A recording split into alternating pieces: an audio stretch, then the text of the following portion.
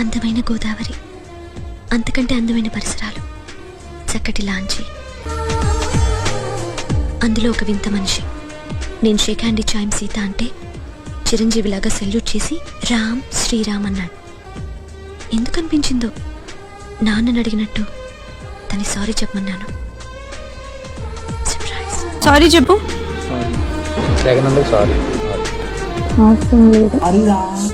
Sorry.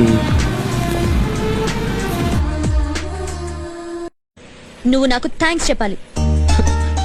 Come on, this is too much. అసలు నేనెందుకు చెప్పాలి? నువ్వే వచ్చావు, అరిచావు, గొడవ చేసావు, నేనేం అడగలేదు. నువ్వు చెప్పాలి. నేను చెప్పను. నువ్వు చెప్పాలి. ఇదతవా నా ట్రీట్. థ్యాంక్స్. అబ్బా, ఈయన గారు పిలవగానే తోకాడించుకుంటూ వెళ్ళిపోతాను అనుకుంటున్నాడేమో. నేను సీతామహాలక్ష్మి. హలో, మీ ఇంట్లో నిన్ను మొండి వెదవని ఎవరైనా తిడతారా? నీకెలా తెలుసు? ఏదో ఇంటెలిజెంట్ గెస్ అంతే. లేకపోతే ఏంటండి, ఓన్లే చల్లో నుంచున్నారని థ్యాంక్స్ చెప్పి ఛాయ్కి పిలిస్తే ఎందుకంత లెవెలో? అవును, నాకు లెవెలే.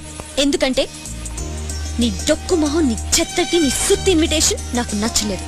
అంతే, ఓకేనా? కప్ చుప్పుగా తిని మందులు వేసుకో. నువ్వు తెచ్చినవన్నీ నేను వేసుకోను. నేను వేరే తెప్పించుకుంటాను. నువ్వు వెళ్ళు. నేను వెళ్ళను. నువ్వు టిఫిన్ తిని మందులు వేసుకునే వరకు కదిలేదు లేదు. ఏం చేస్తావో చేసుకో. సరే కూర్చో. బాత్రూమ్కి వెళ్ళాలి.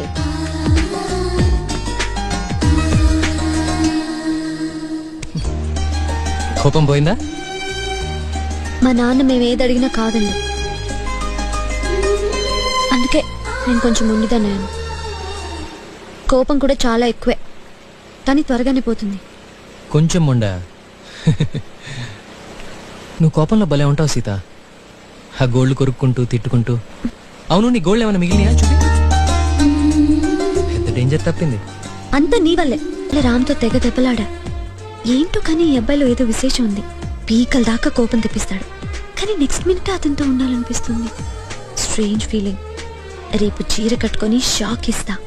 ఆహా సీత, ఎంత అందంగా ఉన్నావే. ఇంత బ్యూటీని నేను ముందు బయటపడవేంటి? మళ్ళీ చీర కట్టుకున్నావేంటి?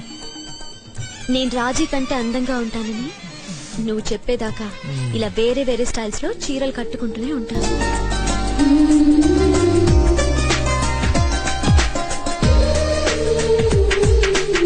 హలో రాముడు గారు, ఏమన్నా చెప్పాలా?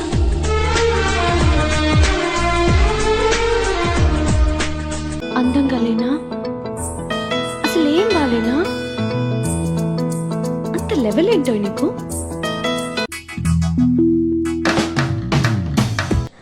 నాలో నీకు నచ్చిన విషయం ఏంటి? నువ్వు బాగుంటావు సీత. నువ్వు బాగుంటావు సీత. అది కాదు, ఒక్క విషయం, వన్ థింగ్. నన్ను తలుచుకోగానే నీకు గుర్తొచ్చేది నీ చేతి వేళ్ళు. ఫస్ట్ టైం నోటీస్ చేసింది కూడా అవే. అవి కాకుండా నీ కళ్ళు. ఏదో స్పార్క్ ఉంది, ఇంకెవరిలోనూ చూడ. చాలా తెలుసు. పాటలు చెత్తగా పాడతావు, సిగరెట్లు తాగడం కూడా చేత కాదు, అమ్మాయిలు ఎక్స్పోజ్ చేస్తే మొహం తిప్పుకుంటావు, సినిమాలు చూడవు, నీకు ఇవ్వడం తప్ప తీసుకోవడమే తెలీదు. నీ ఆఖరి రూపాయి కూడా నీ కోసం వాడుకోవు. జాలి కాస్త ఎక్కువే. నీ చుట్టూ ఉన్న వాళ్ళందరూ నేను ఇష్టపడతారు. నీకు అమ్మాయిలు అసలు అర్థం కాదు. గోదావరిలో ఈ ఆఖరి పేజీ ఇంత బాధ మిగులుస్తుందని కల్లో కూడా అనుకోలేదు. గుండెల్ని పిండేసే ఈ ఫీలింగ్స్ ఏంటో కూడా అర్థం కావట్లేదు. ఏమీ అర్థం కావట్లేదు. ఎక్కడి నుంచి వస్తున్నాయి ఇన్ని కన్నీళ్లు? అసలు ఆగవా? చెప్తుందంటే కష్టాలు రాకూడదు, అన్ని సుఖాలే ఉండాలి అని కాదు. ఎన్ని కష్టాలు వచ్చినా మనకు ఒక తోడు ఉండాలి. రాముడికి సీతల, సీతకి రాముళ్ళ.